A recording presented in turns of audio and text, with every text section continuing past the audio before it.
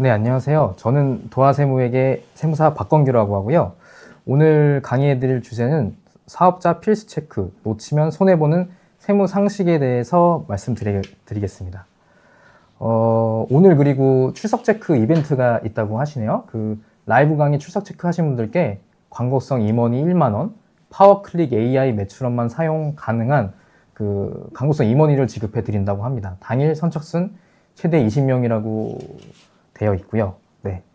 오늘 강의해드릴 목차를 말씀드리면 시작은 사업자 등록 방법부터 제가 말씀드릴 거고요. 그 사업자 등록하는 방법을 제가 홈택스에서 셀프로 시연을 해 드릴 겁니다. 이게 처음에 사업자 등록을 무조건 해야지 이제 그 사업을 시작할 수가 있어서 그게 이제 첫 번째 단계고, 이제 두 번째는 부가치세, 그리고 세 번째는 종합소득세, 법인세 이렇게 말씀을 드릴 건데, 이 부가치세, 종합소득세, 법인세가 이 세 가지가 그 가장 큰 세금의 큰 줄기라고 생각하시면 돼요. 그래서 이제 매년 그 돌아가는 게 부가세, 종소세, 법인세, 이렇게 법인이면 법인세, 개인이면 종합소득세를 내시는데, 이제 그렇게 이제 돌아가시는 세금을 계속 납부한다고 생각하시면 됩니다. 그리고 이제 마지막은 셀러분들이 세무신고 시 이제 주의할 사항들에 대해서 제가 조금 많이 질문을 받은 것들에 대해서 말씀을 드릴 거고요. 네, 그러면은 일단 첫 번째부터 시작을 드리겠습니다. 네. 사업자 등록 방법을 어떻게 하는지 보여드린다고 아까 말씀을 드렸는데, 이 사업자 등록하기 전에 필수로다가 이제 필요 서류들이 있어야 됩니다. 그래서 그 서류에서는 이제 임대차 계약서, 만약 타인의 임대차 계약을 했다면 임대차 계약서에 필수로 들어가야 하고요. 만약에 뭐 가족의 주소로다가 가족이 가지고 있는 집에다가 사업자 등록을 내신다, 그러면 이제 그 가족관계 증명서를 이제 첨부하시면 되고, 만약에 개인 사업자가 아니라 법인으로 하셔야 한다라고 하면은, 법인은 맨 처음에 그 사업자 등록부터 하시는 게 아니라 법인 등기를 먼저 하셔야지 됩니다. 이 법인 등기 절차는 보통 셀프로 하시는 분도 있고 법무사분들 통해서 이제 도움을 받으시는 분들도 있습니다. 그리고 타인명의 사업자에 추가로 사업장을 내는 경우, 이건 어떤 경우냐면은, 예를 들어 한 주소에 사업자가 2개인 경우가 있어요. 복수 사업자들. 근데 그럴 경우에는 이제 세무서에서 요 이제 사업자를 잘 안 내주려고 해요. 왜냐면은 한 주소에 2개 겹쳐 있는 것 자체가 조금 그 이치에 맞지 않다고 해서, 그럴 때는 이제 요거는 증빙을 해야 됩니다. 뭐 내가 같은 주소지만 우리는 독립된 공간이 있어서 이렇게 이제 사업자를 각각으로 하고 있다라고 하는 거 이제 보여줘야 되고, 그런 걸 이제 뭐 진짜 그 사업장에 있는 사진 촬영도 해가지고 뭐 이렇게 증빙을 하셔야지 되는데, 만약에 이것 때문에 사업자 등록이 막히셨으면 아마 세무사분 도움을 받는 게 아마 좋을 거라고 생각합니다.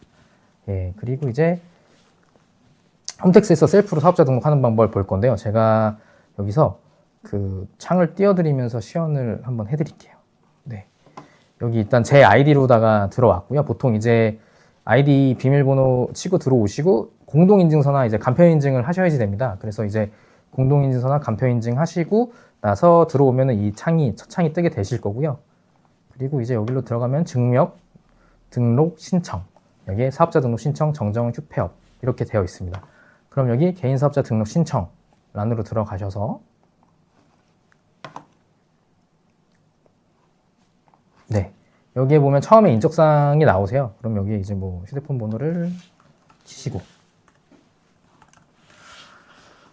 뭐 사업장 번호는 없으시면 안 하셔도 되고, 그래서 요거 뭐 전자 메일 주소도 그냥 하시고 싶으면 하시면 되는 거고, 여기 보면 이제 해당 사안만 변경하세요. 공동사업자인가요? 이건 이제 그 사업장 명의가 단독이 아니라 복수일 경우에 해당이 되는 거니까 뭐 얘면은 얘 누르시면 되고, 사업장이 타인 소유인가요? 이것도 이제 아까 말씀드린 것처럼 타인 소유라면은 임대차 계약서가 있겠죠? 그것 때문에 이제 알아보는 거고, 사업자 주소가 본인 주민등록 주소지와 동일한가요? 이것도 이제 만약에 본인 자가에다가 사업자 등록을 하시려고 하시면은 네, 예라고 하시면 되고, 창업자 멘토링 서비스를 받으시겠어요? 요거는 이제 창업자 멘토링 서비스를 하시면은 그 각 세무서에서 관할에 있는 그 도움을 주시는 세무사분들이 있어요. 그래서 이거는 초반에 뭐 사업자 등록이나 뭔가 필요한 것들에 대해서 무료로다가 아마 상담 받으실 수 있는, 예, 그런 기능이 있고요. 뭐 유흥업소인가요? 이건 어차피 저희에는 해당 아니시고, 통신 판매업을 하실 건가요? 이건 이제 얘를 체크하셔야겠죠. 그리고 이제 중개화물운송 이것도 아니고, 이제 뭐 국세 관련 우편 수령 장소를 사업장이 아닌 다른 주소로 지정하겠습니까? 이게 이제 그 사업장에 관련된 거는 다 사업장 주소로 오기 때문에, 이게 아니라 뭐 집 주소로 하시고 싶으시면은 집 주소로 하셔도 됩니다. 그래서 이제 이거를 다 체크를 하시고 다음으로 넘어가시면, 네, 일단 상호랑 개업일자, 이렇게 입력하시면 되고, 자기 자금, 타인 자금, 이거는 사실 그 초반에 자금이 들어가는 거에서가 그 이슈가 있을 텐데, 아마 저희 지금 통신 판매업 하시는 분들은 1인 사업자로 하셔서 이거는 뭐 그냥 무시하셔도 넘어가실 거고, 이 사업장 면적을 입력하셔야 됩니다. 이건 임대차 계약서나 그 자가 집 주소에 있는 면적을 입력하시면 되고, 이제 여기서 이제 기본 주소는 그 임대차 계약을 하셨으면은 임대차 계약에 대한 주소, 그리고 이제 뭐 자가면 자가 주소를 입력하시면 되고, 여기 이제 좀 중요한 게 있는데, 그 업종을 이제 입력을 하셔야지 돼요. 그래서 여기서 업종을 정확히 입력을 하셔야 됩니다.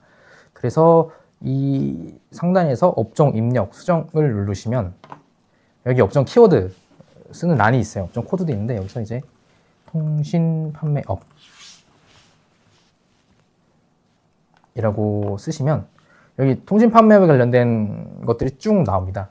그럼 여기 처음에 뭐 전자상거래 소매업, 그리고 기타 통신 판매업, 전자상거래 소매업 중 뭐 중개업, SNS 마켓, 해외 직구 대행업, 여기서 이제 해당하시는 내용을 이걸 보시고 하셔야지 되는데, 꼭 이제 알아두셔야 될 게, 해외 직구 대행업을 하시는 분들은 사업 업종 코드 이거 꼭 추가하셔야지 돼요. 이게 나중에 안 그러면 이제 부가세 신고나 뭐 할 때 이 업종 코드가 아니면은 그 증빙자료 같은 걸 보는 게 조금 까다로워질 수 있습니다. 세무서에서. 그래서 요게 해외 직구 대행업은 꼭 요 있는 업종 코드를 추가하시고 선택을 하셔서 뭐 이제 뭐 하시면 되시고, 여기서 이제 업종 코드 선택하시고, 인허가 사업, 저희는 인허가 사업은 아니어서 넘어가시면 되시고, 이제 사업장 유형 선택, 여기서도 또 한 번이 중요한 게 있습니다. 제가 이따가 일반 가세자랑 간이 가세자 세금 차이에 대해서 설명을 좀 해드릴 건데, 처음에 사업을 하시는 분이라면 무조건 간이 가세자를 하셔야지 돼요. 아니면은 간이 가세자랑 일반 가세자랑 세금 차이가 꽤 납니다. 그거를 이제 제가 예시로 좀 보여드릴 건데, 무조건 간이. 처음 내가 사업이다. 근데 애초에 사업장이 하나가 또 있고, 두 번째로다가 사업장을 내셔서 첫 사업장이 일반이다. 그러면 이제 뭐 일반 사업자로밖에 낼 수가 없습니다. 근데 만약에 내가 처음으로다가 사업자를 내는 거다. 그럼 일단 간이로다 무조건 내시고요. 면세품 판매하시는 분들도 있으실 거예요. 제가 만약에 면세품만 판매하신다고 하면은 사업자 이제 면세로 내실 수도 있습니다. 그래서 이제 그렇게 진행된다고 생각하시면 되고, 만약에 내가 면세품이랑 일반품이랑 같이 판매를 한다. 그러면 일반이나 간이 둘 중에 하나를 내실 수 있습니다. 그리고 저장 후 다음으로 이동을 하면 다음 화면으로 이동이 되는데, 그 화면은 제가 다시 PDF에서 보여드릴게요. 네. 그래서 이제 다음으로 이동하면은 화면에 여기 위에 뜨는 게 이제 그 파일 첨부하라고 뜨는 건데요. 이제 뭐 임대차 계약서라면 앞에 말씀드린 대로 임대차 계약서 사본을 여기에 입력을 하시면 되고, 뭐 가족의 집 주소라면 아까 말씀드린 대로 가족관계 증명서 요런 거 하나씩 첨부하시면 됩니다. 그럼 여기 첨부를 하고 되면 이제 완료가 돼서 세무서에서 보통 사업자 등록을 하시면은 한 하루 이틀이면은 사업자 등록이 보통 완성이 됩니다. 그래서 요건 이제 그 홈택스로다가 사업자 등록 신청을 하는 걸 말씀드린 거고, 만약에 이거를 좀 뭐 인터넷으로 하기가 조금 뭐 번거로우시다라고 하면은 그냥 가까운 세무서 내방하셔도 됩니다. 그래서 내방하셔서 거기에 세무서 직원이 다 절차적으로 다 만들어 놨어요. 그래서 뭐 사업자 등록 신청서를 제출하셔서 아까 제가 말씀드린 그 이 필요서류는 꼭 가져가셔야지 되고요. 그 필요서류랑 같이 가져가셔서 사업자 등록을 하시면은 그날 내방하셔서 하시면은 홈택스에서 하시는 것보다 조금 더 빠르게 사업자 등록을 받아보실 수 있습니다.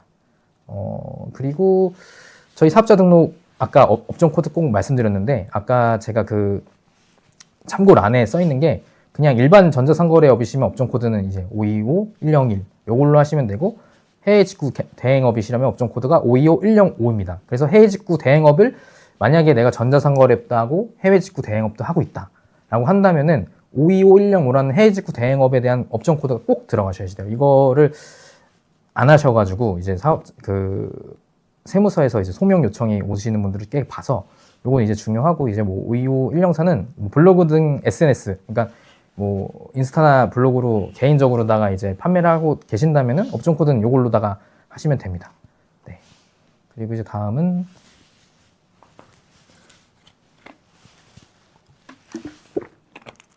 죄송해요. 제가 목이 좀 막혀서. 네. 그 부가치세에 대해서 말씀드릴 건데요. 그냥 쉽게 생각하시면 돼요. 저희가 사는 물품엔, 모든 물품은 국내품은 10%의 부가치세가 붙어 있어요. 그러니까 이제 그 사업자분들, 저희 셀러분들도 판매하시는 거에 대해서 10%가 부가세가 이제 받으셔야 되는 거죠. 소비자분들한테. 그래서 그 이제 물품에 대해서 물품 가격에 대한 부가세가 꼭 포함되어 있고, 거기에 이제 매입세액이라고 하는 거는 그 저희가 도소매를 하니까 그 원가겠죠. 그냥 그 물품의 원가가 10%가 또 포함되어 있어서 그냥 그 두 개의 차익에 대해서 납부하시는 세금이라고 생각하시면 돼요. 그 세금이 이제 10% 세금이 나온다라고 생각하시면 되고, 그 정의는 부가치세란 상품의 거래나 서비스의 제공 과정에서 얻어지는 부가가치에 대하여 과세하는 세금이며, 사업자가 납부하는 부가가치세는 매출세에서 매입세액을 차감하여 계산합니다. 여기에 체감한 세액이 해서 10%를 이제 납부를 하셔야 된다고 생각하시면 됩니다. 그래서 보통 처음에 하시면은 그 일반 가세자이시면은 세금이 생각보다 꽤 많이 나오시는 분들이 계세요. 그래서 이거 다 내라고? 라고 하시는 분들도 종종 있어서, 이거는 아마 매출 대비 계산을 조금 미리미리 좀 해놓으시고, 금액을 납부하실 금액을 조금 세이브를 해놓으시는 게 제일 좋을 거라고 생각을 합니다. 네. 그리고 아까 말씀드린 것대로 간이가세자, 일반가세자의 그 차이가 조금 있는데요. 그 일반가세자 같은 경우에는 이제 그냥 아까 10%의 세금을 내는 방식입니다. 그래서 그 일반가세자의 장점은 그 대신 매입세액에 대해서 공제를 다 받으실 수 있어요. 그러니까 예를 들어 내가 적자가 났다.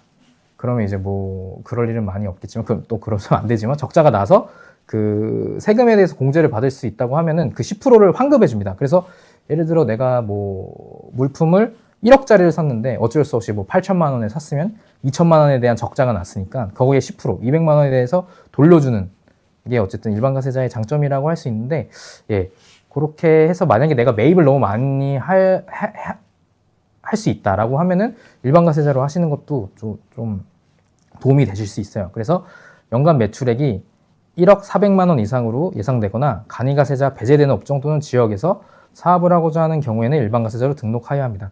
그 간이가세자 배제되는 업종이나 또는 지역이 있어요. 그 서울 같은 경우에는 뭐 강남의 뭐 어떤 역삼동이나 뭐 그런 데들은 아예 그쪽에서 사업을 내면은 간이가세자를 내주지 않습니다. 왜냐면은 그쪽에서 내는 사람은 간이하지 않고 영세하지 않다라고 보기 때문에, 그런 것도 이제 주의를 하셔서 사업자 등록을 꼭 할 때 신경을 쓰셔야지 되고요. 그리고 이제 간이가세자에서 말씀드리면은 간이가세자는 1.5에서 4%의 낮은 세율이 적용이 됩니다. 그러니까 이게 그 간이가세자랑 일반가세자는 조금 계산하는 방식이 달라요. 이따가 보여드릴 텐데, 일반가세자는 그냥 10%, 근데 간이가세자는 업종마다 1.5에서 4%의 세율이 적용이 되는 게 조금 다릅니다. 그래서 그 대신에 이제 매입액은 0.5%만 공제받을 수 있습니다. 원래는 일반가세자 같은 경우에는 내가 매입한 거에 10%, 뭐 11,000원짜리 물품을 샀으면은 1,000원에 대한 공제를 받을 수 있는데, 간이가세는 달라요. 11,000원에 대해서 산 거에 대해서 0.5%만 공제를 받으실 수 있어서, 요거는 그 아까 말씀드린 대로 내가 매출보다 매입이 많다 라고 한다고 하면은 일반가세자보다는 이제 간이가세자보다 일반가세자가 더 유리하실 겁니다. 그래서 그 여기 내용에 주로 소비자를 상대하는 업종으로서 연간 매출액이 1억 400만 원인 경우, 뭐 가세 유용장 소비 이거는 가로친 거 그냥 보시면 되고, 미달할 것으로 예상되는 소규모 사업자의 경우 간이가세로 등록하는 것이 유리합니다. 그래서 아까 꼭 사업자 등록하실 때 간이가세자로 조금 초반에는 하시는 게 제일 유리하다고 생각하시면 됩니다. 그리고 이거는 이제 그 신고 기한과 납부 기한이 나와 있는데요. 그 처음에 1인 사업자 하시면은 그 신고 기한을 놓치는 경우가 상당히 많아요. 근데 이제 그걸 놓치게 되시면은 이제 뭐 가산세 문제가 있고, 그 가산세가 이제 나와가지고 뭐 기한 후 신고를 하면은 또 뭐 제출해야 되는 서류가 더 많아요. 일반 그냥 신고 기한에 하시는 것보다. 그래서 꼭 가세 기간을 꼭 기억하셔서 신고 납부 기한까지 꼭 신고하셔서 납부하셔야지 됩니다. 그래야지 손해를 덜 보실 수 있어요. 이거는 그냥 내가 기억하고 안 기억하고의 차이로 금액이 상당히 왔다 갔다 할 수 있는 금액이 좀 커서, 이제 그렇게 생각하시면 되고, 이제 신고 대상자는 이제 1월에서 3월 31일, 그러니까 1기 예정 신고라고 하는데요. 그냥 보통 1분기라고 1년이 4분기라고 따졌을 때 1분기라고 생각하시면 되고요. 거기서 이제 법인 사업자에 해당만 됩니다. 이거는 이제 1월부터 3월까지에 대한 그 매출액을 4월 25일까지 신고하고 납부하신다고 생각하시면 되고, 이제 확정 신고는 이제 법인이랑 개인 사업자가 다 하시는 거고, 그 개인 사업자들 같은 경우는 보통 1월에서 6월 30일까지의 그 반기라고 하는데요. 그 상반기에 대한 부분에 대해서 7월 25일까지 신고하고 납부를 하십니다. 그래서 법인 같은 경우에는 만약에 1월 30일까지 예정 신고를 했다라고 하면은 그냥 4월에서 6월까지에 대한 6월 말일까지에 대한 신고만 하시면은 완료된다고 생각하시면 되고요. 이제 똑같이 2기 이제 하반기에 구성되는 세금은 아까와 동일합니다. 그래서 만약에 개인 사업자이시고 일반 가세자라고 하시면은 이 예정 신고는 안 하는 대신에 보통 그 4월 25일에 본인이 납부한 세금의 절반을 세무서에서 고지를 합니다. 그래서 그것도 많이 놓치고 가시는 분들이 계시는데, 그 내가 개인 사업자고 일반 가세자라고 하면은 4월 25일에 중간에 예납이라고 보통 하는데, 그 중간 예납된 고지 금액을 이날까지 꼭 납부를 하셔야지 돼요. 그래서 이게 납부를 안 하시면 이것도 똑같이 가산세가 이제 부과가 되고요. 요 납부한 거는 그럼 이제 개인 사업자 어떻게 하냐라고 하면은 요 4월 25일까지 예정 신고한 예정 고지 납부된 금액에 대해서 그거를 이제 그 확정 신고 시에 그 금액만큼 차감해 줍니다. 미리 낸 거기 때문에. 그래서 1월부터 6월 31일까지에 대한 것 중에 4월 25일에 중간 예납한 거는 한번 빼준다. 이렇게 생각하시면 되고, 그렇게 이제 돌아가는 게 이제 이게 똑같이 돌아갑니다. 그래서 1년에 일반 가세자시면은 개인 사업자시면은 부가세가 2번 나오시고, 법인 사업자라면 이제 4번 신고를 4번 하시는데, 개인 사업자도 똑같이 절반에 대한 부분을 한 번씩 중간 예납하셔야 된다라는 생각을 항상 가주시고, 꼭 날짜는 기억해 두셔야 됩니다. 그냥 그때 1월이 되면 이때 부가세 신고하는 달이지, 4월이 되면은 이때 부가세 신고하는 달이지 라는 거를 항상 인지하셔서 그 가산세 문제 없게 잘 넘어가셔야지 되고요. 간이가세자는 좀 더 간단합니다. 그냥 1년치를 내년도 1월 25일까지 납부하시면 됩니다. 그래서 총 납부하는 금액을 이제 1년치를 다 계산을 해서 한 번에 납부하신다고 생각하시면 되고요. 간이가세자도 마찬가지로 개인 사업자처럼 중간에 예납을 한번 합니다. 그래서 그 중간 예납을 7월 25일 거를 한번 중간 예납을 하는데, 이것도 똑같이 이제 그 1년치 내실 세금에 대해서 공제를 한번 해준다고 생각을 하시면 됩니다. 네. 그리고 아까 말씀드린 것처럼 이제 일반 가세자, 간이 가세자에 대한 세금 차이를 제가 한번 보여드리려고 계산을 조금 해봤고요. 여기서 이제 다 가정입니다. 매출 4천에 매일 2천일 경우에. 그래서 여기 일반 가세자를 먼저 보시면은 매출세액이 이제 4천만 원에서 10%가 부가세가 공제가 되니까 이제 400만 원이 나오시겠죠. 그리고 그 매입세, 그 4천만 원을 이루기 위해서 내가 원가 구매한 게 2천만 원이다. 그러면 거기서 이제 10%, 200만 원을 공제를 해줍니다. 그래서 여기서 또 이제 그러면 이제 계산된 게 200만 원이 되겠죠. 그리고 중요한 게 또 하나 있는데, 신용카드 발행세액 공제라고 해서 저희 보통 그 오픈마켓에서 판매를 하시는 그 저희 셀러분들은 이게 보통 거의 다 되실 거예요. 신용카드 발행세액 공제를. 근데 안 되는 오픈마켓도 있는데, 그걸 이제 그 판단을 조금 하셔야 되는데, 이거는 아마 그 인터넷에서 검색을 좀 해보셔야지 될 것 같은데, 보통은 다 발행세액 공제가 된다고 생각하시면 되고, 그리고 여기서 매출세액에서 1.3%를 공제를 해줍니다. 그러면 이제 그 1.3% 금액이 52만 원. 그래서 일반 가세자로다가 내가 했을 때 매출이 4천이고 매입이 2천이다. 그러면은 이제 200에 대해서 납부를 하고, 거기에서 신용카드 발행세액 공제라고 하는 거를 받아서 148만 원이 납부가 된다고 생각하시면 되고요. 이제 이 똑같은 거를 간이가세자로다가 계산을 하면은 아까 말씀드린 대로 간이가세자는 10%가 떼지는 게 아닙니다. 여기서 이제 그 매출세액에서 그 공제율이 하나씩 더 있어요. 그래서 저희 통신판매업 같은 경우에는 4천만 원에서 15% 세금에서 10%를 부과를 합니다. 그럼 이제 그게 60만 원이죠. 벌써 일반 가세자랑 차이가 엄청나게 나오시는 거를 보실 수 있는데, 이제 거기에 이제 매입세액은 2천만 원에서 0.5%만 아까 말씀드린 대로 해줍니다. 그러면 이제 똑같이 일반 가세자만큼의 그 매입세액 공제는 받을 수 없지만 매출세액에서 공제율이 있기 때문에 금액의 차이가 많이 납니다. 그래서 여기서 신용카드 발행세액 공제는 일반 가세자나 간이 가세자나 똑같이 이제 하게 해주고요.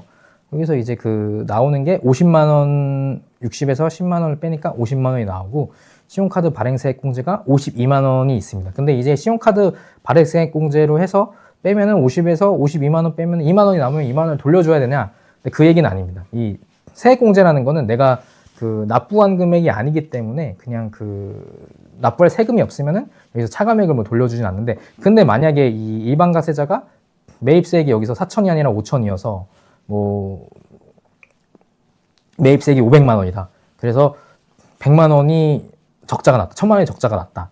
그럼 이제 100만 원에 대해서 돌려줘야 되는 거긴 합니다. 그래서 일반 가세자와 간이가세 차이점 요거 보시면은 간단하게 알 수 있으셔서 지금 해당하시는 거에 대해서 보시고 사업자 등록하실 때 꼭 챙기시면 좋습니다. 그리고 이제 세 번째로 이제 종합소득세입니다. 이제 종합소득세는 사실 내 1년치에 대한 소득에 대해서 더 납부한다고 생각하시면 되고요. 여기 밑에 써드린 대로 종합소득이란 이자, 배당, 사업, 근로, 연금, 기타 소득으로 당해 기간에 종합소득 금액이 있는 자에 대해서 이제 신고를 하시는 거고요. 24년도 이제 다음해 5월 1일부터 5월 30일까지 종합소득세 신고 납부를 하여야 합니다. 이게 무슨 말이냐면은 그 이제 저희가 아직 25년도 5월이 지나오지 않았잖아요. 그러니까 세금 신고는 항상 1년이 뒤라고 생각하시면 돼요. 이제 25년도 5월에 24년도에 대한 종합소득세 신고를 하셔야지 됩니다. 그래서 보통 이제 뭐 근로소득만 있으신 분들은 아마 연말정산을 하셔 뭐 종합소득세 신고를 따로 하지 않는데, 저희 사업자분들은 꼭 5월달에 종소득세 신고를 하셔야지 됩니다. 그래서 아까 말씀드린 것처럼 그 부가세처럼 이것도 기한을 놓치면은 가산세가 계속 나와요. 그러니까 이제 가산세가 매달 그 무신고한 거에 대한 가산세 20%, 뭐 거기에 그 신고를 늦게 했다는 거에 대해서 납부불성실 가산세라고 해서 이자처럼 세무서에서 걷어갑니다. 그래서 요거를 꼭 기한 내에 5월 1일부터 5월 30일, 5월 되시면 그냥 종소득세 신고하는 달이다 라고 이제 생각을 하시면 되고, 아마 그 셀러분들 중에 근로소득으로다가 직장도 다니시면서 셀러도 하시는 분들이 계실 텐데, 그런 경우에는 이제 연말정산이 끝나고 나서 5월 달에 또 추가적으로 종합소득세 신고를 하셔야 됩니다. 그래서 근로소득이 있는 부분 플러스 사업소득이 나온 거를 종소세 때 다 신고를 하시고, 여기 보면 종합소득 금액에 금융, 사업, 근로, 연금, 기타 소득, 뭐 연금 받으시는 분들도 당연히 이제 사업소득이 있고 연금이 있으면은 두 개를 다 합쳐서 신고를 하셔야 되고요. 이게 제가 보여드리는 밑에 표가 종합소득세 계산표예요. 그래서 이걸 제가 좀 축약을 한 건데, 이제 종합소득 금액이 어떻게 나오냐면은 그 아까 말씀드린 대로 근로랑 사업이랑 내가 근로소득도 있고 사업소득도 있으면은 거기서 이제 벌어들인 소득에 대해서 이제 사업소득이라면 이제 순수익이죠. 근로소득이라면 이제 뭐 공제할 거 빼고 해서 그거에 대한 어떤 그 순이익이라고 생각하시면 되고요. 그게 이제 종합소득 금액이 이루어집니다. 그리고 나서 소득공제, 여기서 이제 뭐 부양가족공제라고 해서 내가 뭐 만약에 자녀가 있거나 뭐 부부 생활인데 뭐 부부가 부인 뭐 남편이나 이제 아내분이 뭐 소득이 없으시면 부양가족공제가 됩니다.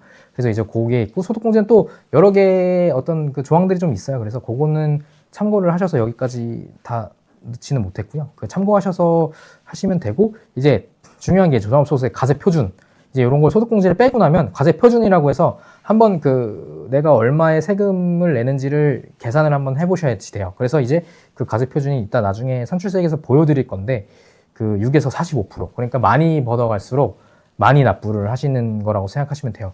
그러니까 1000만 원 번 사람이랑 4천만 원 번 사람이랑 그냥 아까 부가세 같은 경우에는 그냥 10%로 단일 세율이어서 금액이 똑같은데, 종합소득세는 차이가 있습니다. 그래서 금액이 높아질수록 세금도 높아진다 라고 생각하시면 되고, 요새 이제 여기서 산출세액이 나오면은 이제 세액공제나 세액감면이 들어갑니다. 이제 세액공제 같은 경우에는 뭐 아마 퇴직연금 계좌 같은 것들 하신 분들도 있을 거고, 아마 연금계좌 세액공제 같은 것들도 있고, 그리고 이제 세액감면이라고 하면은 중소기업 특별세액감면이나 아마 첫 창업이시면 창업세액감면이라고 그 국가에서 첫 창업에 대해서 그 진흥을 하기 위해서 조금 감면을 해주는 부분이 있습니다. 이제 그런 부분을 감면으로 넣고, 기납부세액이라고 하면은 이제 종합소득세도 부가세처럼 작년에 소득이 있어서 납부한 금액이 있다면 그 절반에 대한 부분을 미리 징수를 해갑니다. 그래서 그 절반에 대한 부분, 징수한 부분을 기납부세액으로 이제 빼준다라고 생각하시면 되고, 이제 기납부세액까지 하면 납부할 세액,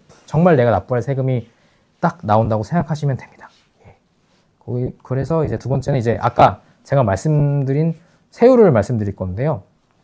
이제 가세표준이 1,400만 원. 가세표준이라는 건 아까 위에서 보여드린 소득공제를 뺀 그 나머지 금액의 가세표준이라고 생각하시면 되고요. 여기서 이제 이게 1,400만 원 이하라면 이제 6% 세율이고, 이제 쭉쭉쭉 올라가서 15%, 24%, 35%, 38%, 40%, 45%, 45% 이렇게 쭉 나온다고 생각하시면 되고, 여기 이제 누진공제 금액이 있습니다. 이 누진공제 금액은 이게 세금이 소득이 많을수록 세율이 높아지는 거기 때문에 요 누진공제를 좀 많이 해줍니다. 그래서 이게 이제 그 126만 원, 576만 원, 1,544만 원 이렇게 공제를 하시고, 예, 뭐 40% 되면은 어마어마하게 내시겠죠. 그래서 다들 사업 열심히 하셔서 세금을 예, 많이 내라고 해야 되나, 어쨌든 예, 소득 구간이 올라가면은 예, 서로 좋으신 거니까. 네.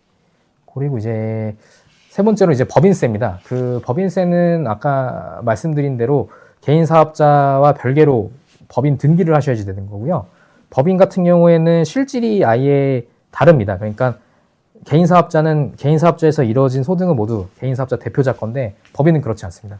법인에서 이루어진 세금은 법인세를 납부를 하셔야지 되고, 대표자분들도 이제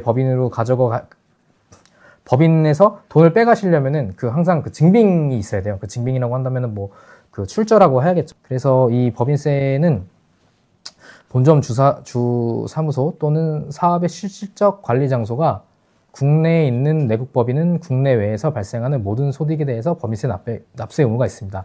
12월 결산 법인의 경우 3월 31일까지 신고 납부하셔야지 됩니다.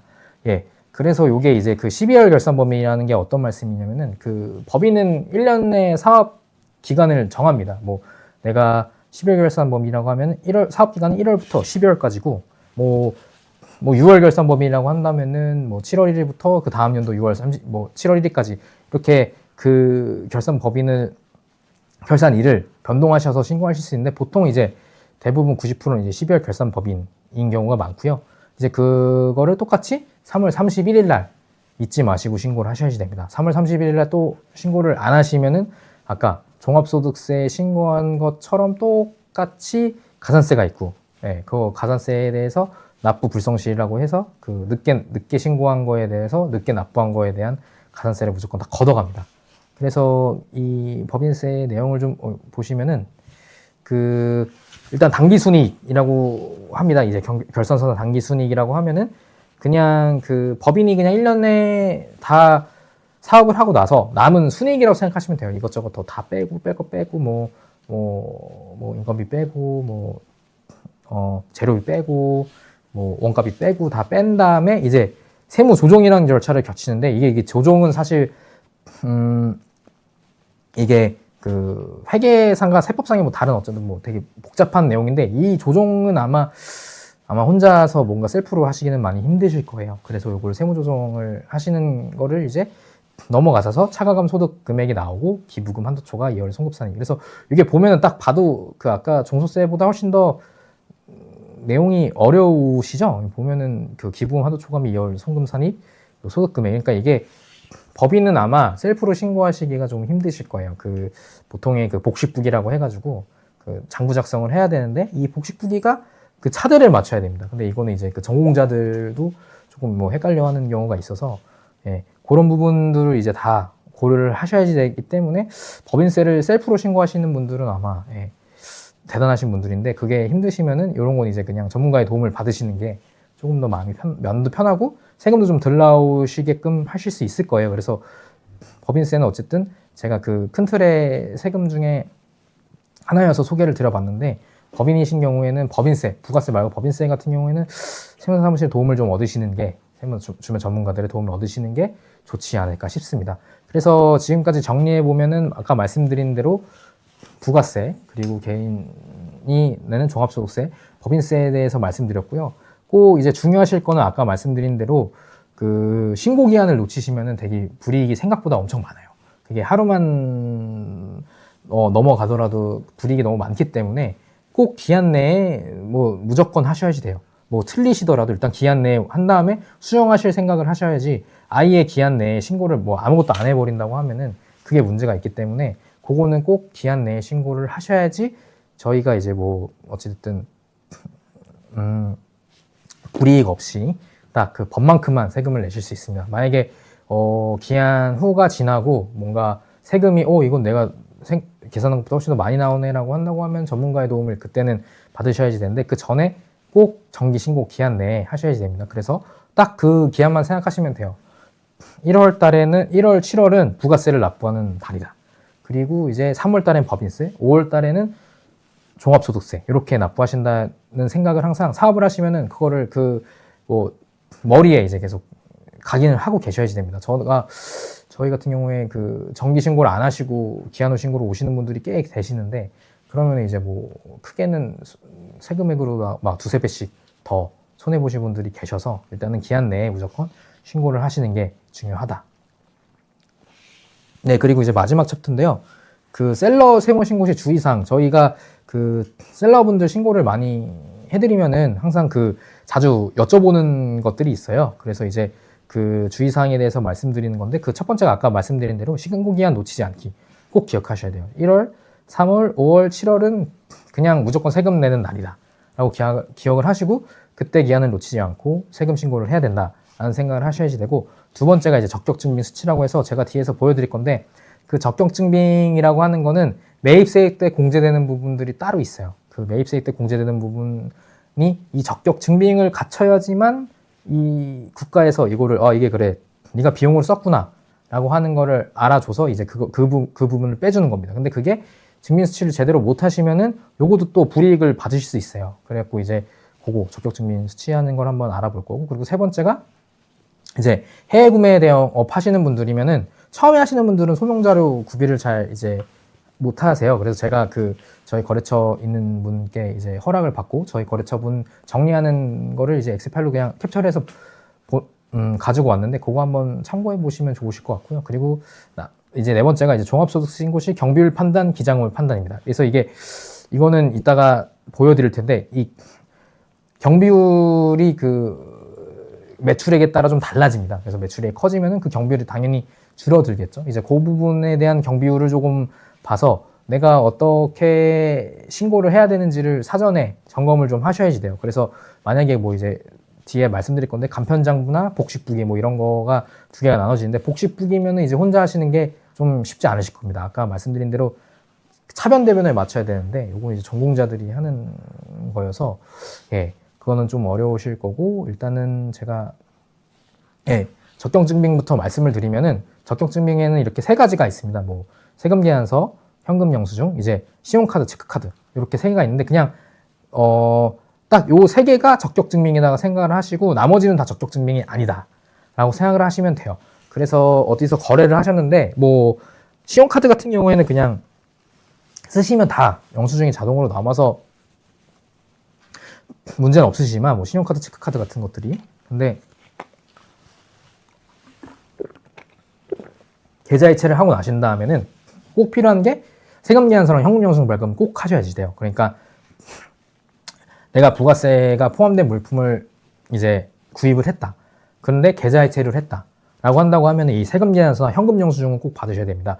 그래서 현금영수증은 꼭 지출증빙으로 받으셔야지 되고, 이게 소득공제용이 또 따로 있어요. 근데 소득공제용은 이제 그 연말정산하시는 근로소득만 있으신 분들은 그렇게 하셔도 되는데 사업자가 있으신 분들은 꼭 지출증빙으로 하시면 되고, 세금계산서는 꼭 이렇게 받아 놓으셔야지 되는데 이제 전자로다가 받아 놓는 세금계산서 아니고 종이로다가 주는 세금계산서가 있습니다. 그럼 이제 제가 여기 그림에 올려드린 게 이게 종이 세금계산서인데요.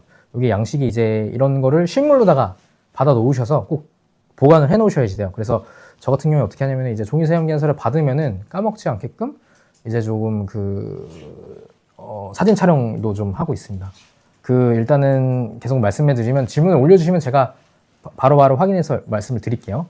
현금영수증이랑 이제 계좌이체 하신 거는 꼭 둘 중에 하나는 세금계산서, 현금영수증 꼭 끊으셔야지 되고, 신용카드, 체크카드 이용한 거는 아까 말씀드린 대로 신용카드, 체크카드를 쓰시면은 사실 그냥 뭐 다 그 기록이 남아요. 그래서 그 카드사 홈페이지나 뭐 이런 데 가시면은 그런 거 이제 쉽게 받으실 수 있으니까, 저는 그래서 어지간하면 카드 되는 거는 이제 카드를 쓰는 편인데, 계좌이체를 하는 거는 이제 건수가 많다 보면은 분명히 놓칠 수 있어요. 세금계산서 안 받은 것도 있고, 그리고 그쪽 그 반대편 거래처에서 세금계산서를 까먹고 발급을 안 해줄 수도 있으니까, 전자세금계산서 같은 경우에는 이제 그런 것들을 이제 놓치지 않게끔. 그래서 저는 뭐 신용카드가 되면은 보통 신용카드나 체크카드를 이용을 하는 편입니다. 아, 예, 그 가슴이 뜨는님 질문이 올라와 있어서요. 제가 그 답변을 좀 드릴게요. 저는 면세사업자이고 과일 채소를 위탁 판매하고 있습니다. 대부분 농민들이 사업자가 없다 보니 매입 영수증을 어떻게 처리해야 될까 난감하는데 어떻게 하는 게 좋을까요? 네, 농민분들은 이게 사실 세금계산서 발급이 잘 안 돼서 보통에 만약에 가능하시면은 계산서를 이 세금계산서처럼 수기로다가 받으실 수 있거든요. 그리고 이제 그게 아니시면은 그냥 면세사업자시니까 간이 영수증이라도 받아 놓으시면은 면세사업자면은 부가세는 따로 없지만 종소세 때 간이 영수증이 필요합니다. 그래서 간이 영수증이나 혹은 계산서를 받으시면 제일 좋고, 두 번째가 뭐 현금 영수증. 근데 만약에 농민분들이랑 그게 힘들 거예요. 그러면 이제 매입 영수증을 그냥 가지고 계셨다가 그거는 이제 보관을 해 놓으셔야 됩니다. 그래서 나중에 종합소득세 신고하실 때 꼭 그 부분을 이제 비용으로다가 인정을 받으셔야지 돼요. 그래서 계산서도 아니라면 그냥 매입 영수증이라도 받아 놓으시면은 그건 또 처리가 다 가능합니다. 예, 그리고 이준영님, 카드는 따로 홈택스에 등록을 해야 하나요? 네. 요거는 이제 카드는 홈택스에 등록을 해 놓으시는 게 좋아요. 왜냐면은 셀프로 신고를 하시든 어디 전문가에게 대리를 맡기시든 홈택스에 카드가 등록이 되어 있어야지 누락되는 게 없이 그냥 쭉 다 불러올 수 있거든요. 근데 만약에 내가 홈택스에 카드 등록을 따로 안 해놨다 라고 하면은 카드사에 가셔가지고 부가세 신고용의 자료를 본인이 직접 또 다운을 받으셔야지 돼요. 그래서 그게 번거롭기도 하고, 그렇게 이제 조회를 하다 보면은 누락되는 부분도 있기 때문에 그냥 홈택스에 카드를 등록을 해 놓으시면은 편리하게 이용하실 수 있고, 그리고 카드 등록하실 때 주의하실 점이 만약에 내가 24년도 거를 신고를 해야 되는데 기한이 놓쳐가지고 24년도 중간에 했다라고 하면은 신청한 기한부터가 조회가 되기 때문에 홈택스에 등록을 하실 거면은 그거를 이제 이전 거는 카드사에서 다시 자료를 요청을 하셔서 받으셔야지 됩니다. 그래서 그 자료까지 누락 없이 다 되게끔 해야 되고, 그냥 저희는 그래서 처음에 사업하시는 분들한테 추천드리는 거는 이제 사업자 등록을 하시고 나서 바로 홈택스에 카드 등록부터 하셔야라고 해요. 그래서 본인 명의 카드는 쓰시는 거 전부 다 홈택스에 등록을 해 놓으시면은 좀 누락되는 게 없이 잘 등록이 돼 있으시면은 나중에 부가세 때 조금 공제를 더 받을 수 있습니다. 그래서 자료 준비하는 게 굉장히 중요해요. 내가 어떤 걸 뭘 쓰는지를 알고 모르는 것 때문에 세금 금액이 꽤 차이가 있어서 그런 거는 이제 저는 그래서 홈택스에 카드 등록을 하는 걸 추천을 드립니다. 그리고 이제 신용카드, 체크카드 이용했고, 그거까지 좋은 질문 주셔서 제가 답변을 좀 답변 좀 드렸네요. 그리고 이제 두 번째는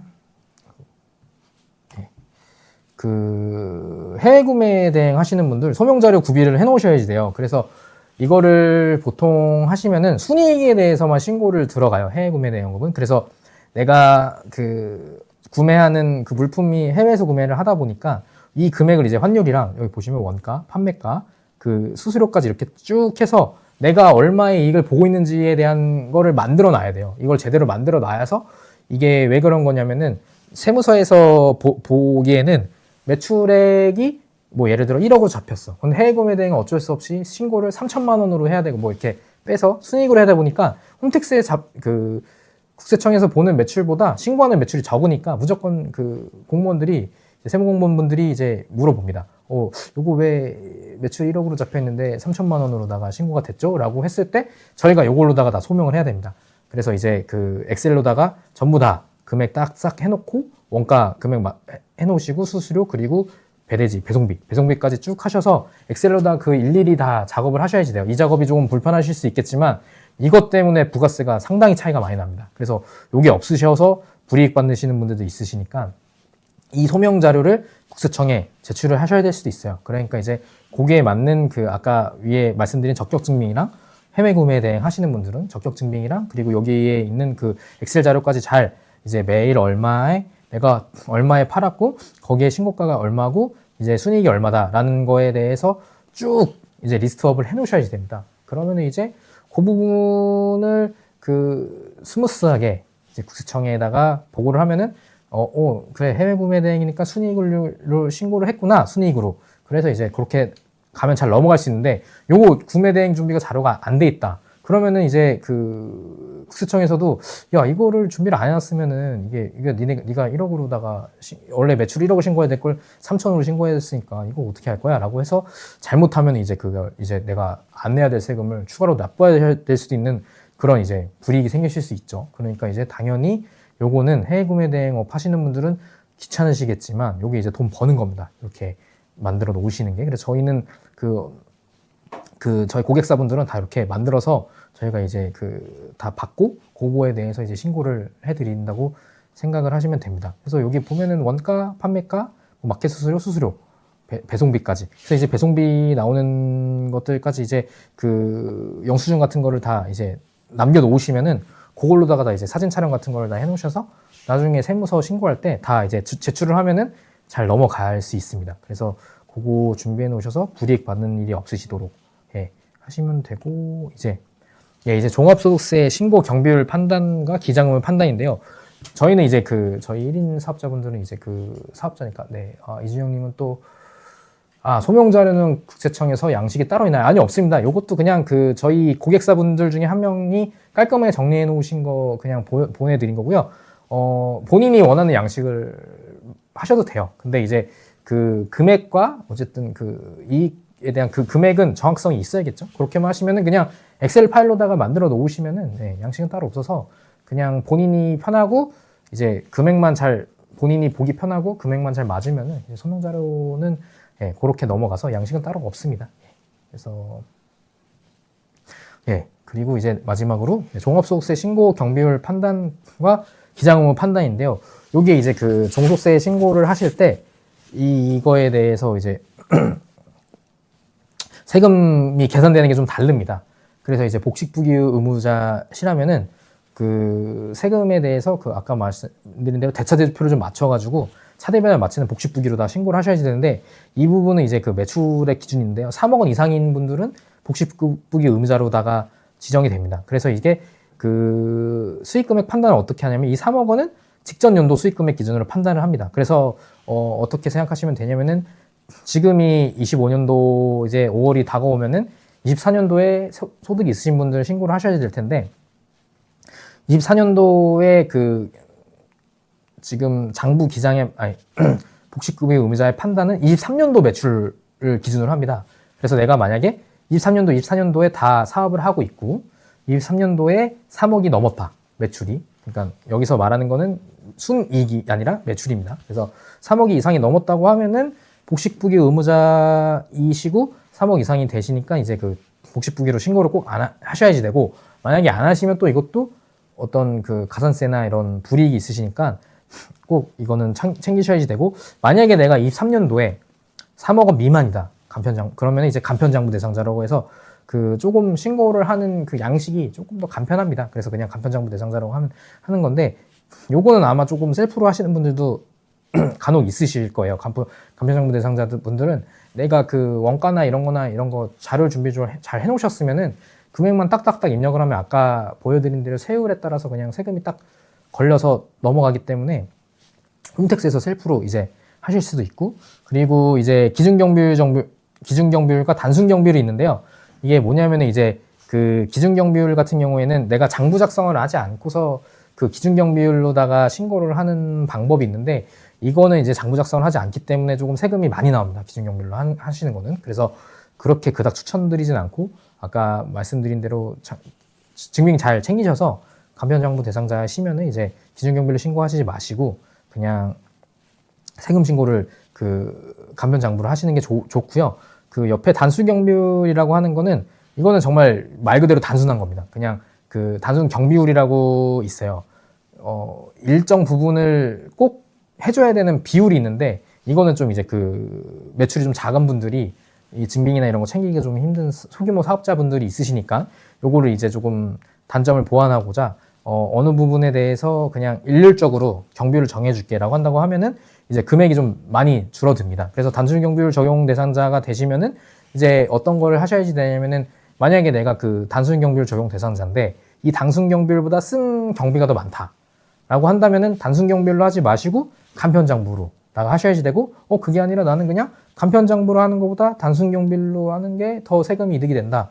라고 하시면은 단순 경비로 하시면 됩니다. 그래서 요거는 이제 그 증빙은 아까 말씀드린 대로 계속 챙겨 오시고 그 단순 경비율인지 간편 장부가 더 유리한지에 대해서 판단을 좀 해보시면 되는데 요거는 그냥 숫자만 좀 넣는 거라서 단순 경비율 같은 경우에는 홈택스에서 그냥 클릭 따깍따깍 하는 걸로만 해도 금액이 얼마 정도인지 아실 수 있어요. 그래서 그거 한번 확인해 보셔서 내가 그 단순 경비율로다가 경비 처리된 부분보다 내가 쓴 게 더 많아. 그럼 이제 그때 간편 장부 대상자로 하시면 되고, 그게 아니다 라고 하면은 단순 경비율 적용 대상자로 하시면 됩니다. 그래서 신규 사업자의 경우 당해 수익 금액이 3억 원 미만이라면 단순 경비율이 적용됩니다. 그래서 만약에 올해가 아니죠, 작년에 24년도에 그 신규로 사업을 하셨고 24년도에 그 매출액이 3억 원 미만이라고 하면은 단순 경비율을 적용받으실 수 있어요. 그래서 아까 말씀드린 대로 그 단순 경비율로다가 적용하는 경비를 한번 보시고 내가 실제로 사용한 경비를 보셔서 둘 중에 세금이 적게 나오는 부분을 비교를 하셔서 신고를 하시면 됩니다. 그래서 신규 사업자인 경우에만 해당하는 거고요. 3억 원 미만이니까 그걸 미만이신 분들은 체크를 좀 잘 해놓으시면 좋을 것 같고요. 그러면은 뭐 예시로 질문이 23년도 매출액이 2억이었다면 이번엔 어디에 속할까 하는 건데, 만약에 23년도 매출이 2억이었다 라고 하면 이제 그 간편장부 대상자이신 거고 3억 원 미만, 2억이니까 3억 원 미만이니까, 그리고 기준경비율 적용이 되는 겁니다. 그러니까 이제 6천만 원 이상이니까 간편장부 대상 기준경비율 적용이니까 이런 분들은 이제 보통 간편장부로다가 신고를 하시는 게 제일 그 세금을 좀 적게 내는 부분입니다. 그래서 이게 이제 또 종합소득세는 뭐가 관련이 되냐면은, 뭐 만약에 그 직장 안 다니시고 그냥 1인 사업자로 하신다고 하시면은 직원 고용 없이, 그러면 이제 건강이나 연금이 지역가입자로 나오시게 됩니다. 그게 이제 종합소득세 신고한 그 금액에 따라서 이제 금액이 클수록 당연히 건강보험료나 연금보험료가 많이 오르겠죠. 그래서 이제 그거를 그 4대 보험료도 꼭 체크를 하셔야지 돼서, 이게 내가 세금만 내는 게 아니라 우리나라 같은 경우는 이제 세금 내는 게 그 종소세, 부가세만 있는 게 아니라 건강이랑 연금보험료도 있다라는 걸 항상 인지해 두시고, 그 건강보험이랑 연금보험을 정산하는 기준이 내 종합소득세 신고되는 거라고 생각하시면 됩니다. 뭐 지역가입자 같은 경우에는 재산이 있는 부분도 있지만 뭐 그건 이제 지금 말씀드릴 단계는 아니신 것 같고, 일단은 어찌됐든 요렇게 신고를 잘 하셔서 세금을 최대한 세이브 하실 수 있게끔 하시는 게 제일 좋습니다. 제가 오늘 준비한 강의는 여기까지고요. 혹시 뭐 질문이 있으시다면은 채팅을 올려주시면 제가 최대한 질문에 답변을 좀 해드리겠습니다.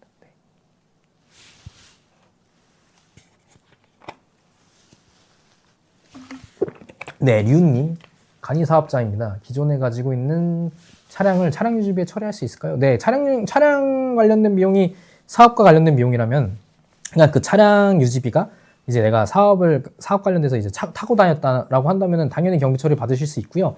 근데 만약에 이게 그 차량이 뭐 내가 아예 그 너무 사적인 것들은 처리가 조금 힘든데, 그 뭐 차량으로다가 이제 뭐 물품을 나르고 했다라고 하는 게 있다고 하면은 차량 유지비로 처리할 수 있습니다.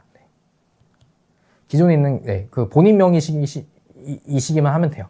그러니까 사업장 대표자 명의의 차량이 있으시면 기존에 있는 차량도 뭐 기름값 쓴 거, 보험료 쓴 거 이런 게 차량 이제 되지만 사업과 관련이 되어 있어야 합니다.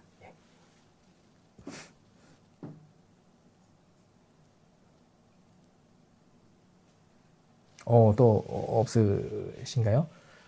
그러면은 이걸로 이제 강의는 마치는 걸로 하겠습니다. 오늘 긴 설명 들으셔서 감사하고요. 다음번에도 또 찾아볼 수 있는 기회가 있다면 다음에 한번 찾아뵙겠습니다. 감사합니다.